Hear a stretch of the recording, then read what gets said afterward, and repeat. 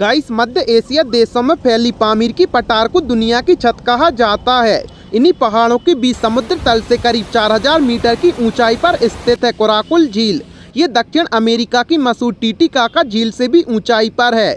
ये विशाल झील करीब 2.5 करोड़ साल पहले धरती से उल्कापिंड के टकराने की वजह से बनी थी। कोराकुल झील 380 वर्ग किलोमीटर में फैली हुई है। कई जगहों पर ये 230 मीटर तक की गहराई पर है। बेहद खूबसूरत ये झील चारों ओर से बर्फीले पहाड़ों तथा ऊंचे रेगिस्तानी इलाकों से घिरी हुई है।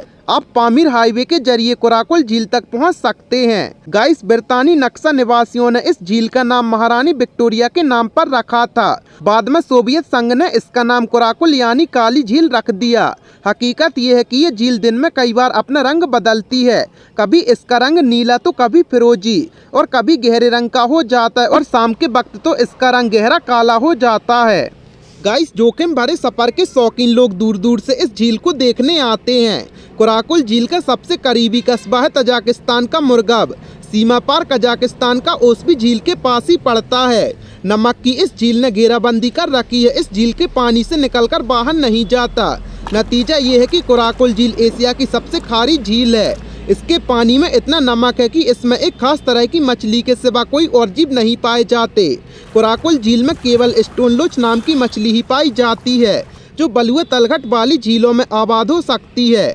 गाइस, भले ही कोराकुल में जीव नहीं पाए जाते, लेकिन इसके बीच में निकल आए द्वीप और आसपास के दलदली किनारों पर दूर दूर से परिंदे आते हैं। इनमें हिमालय पर रहने वाले बाज और तिब्बती तीतर शामिल हैं। कोराकुल झील इतनी खारी है कि इसमें नाव चलाना बिल्कुल नामुमकिन है। अगर आप फिर भी इसमें नाव चलाने की कोशिश करते हैं तो उसका उलट जाने की पूरी आशंका होती है। जिस तरह मध्य पूर्व में मृत सागर या डेड सी है, उसी तरह है कोराकुल झील। मृत सागर में भी इतना नमक है कि इसमें जीव नहीं पल सकते। यही काल कोराकुल का भी है। फिर भी इसे देखने के लिए दूर दूर से लोग आते हैं। आसपास के लोग यहाँ गर्मियों में जुटते हैं। त्योहार से समा बन जाता है। पतंग उड़ाने से लेकर राफ्टिंग तक की प्रतियोगिताएं होती हैं। गाइस, दूसरे विश्व युद्ध के दौरान झील के पास जर्मन कैदियों को रखा जाता था। बाद में कजाकिस्तान में गुबंत कबीले गर्मियों में झील के आसपास चरगाहे में भेड़ चराने आने लगे। हालांकि अब झील के पास एक छोटा सा गांव ही आबाद है। इसका नाम भी कोराकुल ही है।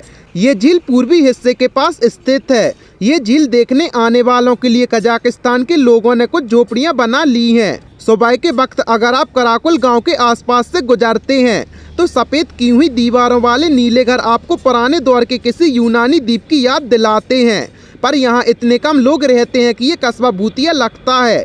गर्मियों में यहाँ चमड़ी जला देने वाली धूप होती है और सर्दियों में हाथ कपा देने वाली ठंड पड़ती है। दोनों ही मौसम में लोगों को घर से निकलना मुश्किल हो जाता है। झील में पानी भयंकर खारा होने के बावजूद भी इस गांव में गर्मियों में बड़ी तादाद में मच्छर हो जाती है। गाइस, कोराकुल की वीरान गलियों से गुजरते हुए आपको एहसास होता है कि कभी ये मशहूर कारोबारी रास्ते सिल्क रूट का हिस्सा हुआ करता था। बेहद पठारी इलाकों में ऐसी ही छोटी छोटी बस्तियां आबाद थीं। चीन के कासगार से उज्बेकिस्तान तक बुखरा और समरकंद के बीच ऐसी ही ठिकानों पर मुसाफिरों का कारवां रुका करता था। गांव में एक पुरानी सफ़ेद की हुई मस्जिद है जो खामोशी मालूम होती है।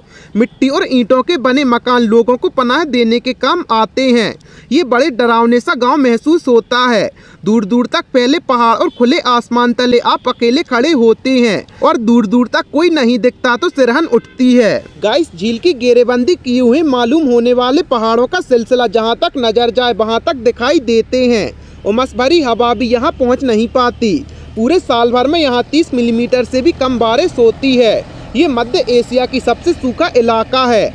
यहाँ गिनती के ही लोग रहते हैं। पहुँचना भी मुश्किल है। फिर भी कोराकुल झील जोखिम भरे सफ़र के दीवानों को अपनी तरफ खींचती है। यहाँ तक पहुँचने का एक बार का सफ़र बरसों तक याद रखने वाला तजुर्बा होता है। गाइस, आपको कोराकुल झील के बारे में जानकर कैसा लगा हमें कमेंट सेक्शन में ज़रूर बताएं और ऐसे ही अमेजिंग फैक्ट्स के लिए अपने चैनल को सब्सक्राइब करें।